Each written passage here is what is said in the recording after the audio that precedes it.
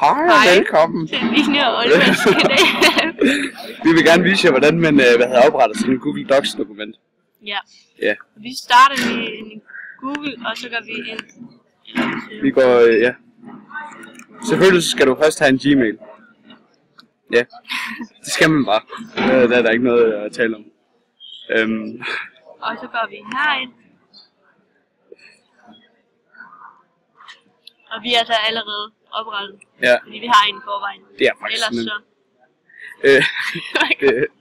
Okay, så opretter du nyt ved tryk på den der, hvad hedder Ja, så går vi hernede i det. Ja. Det der. Plus.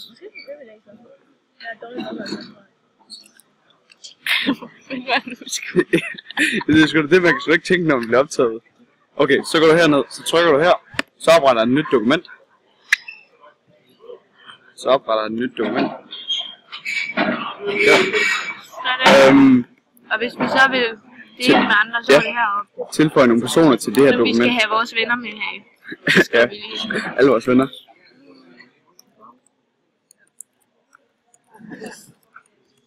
For lige at give den et navn. Ja. Okay. Og Så kan jeg så blive tilføjet til den her. Så skriver jeg lige min flotte Gmail. Så, den er allerede. Sådan. Yes. Kæft, mand, og det er så godt. trykker vi... ja, hvad kan vi lave det opretning? Ja, smiley. Det gør man altid, det er sådan standard. Og så... Ja. Kan man ligesom skrive, og så kan... Og så kan jeg så også, ja. Og man kan også skrive fra mobilen, hvis man har ødelagt sin computer. Så kan man også skrive herfra. Så ja, det er jo fantastisk det her.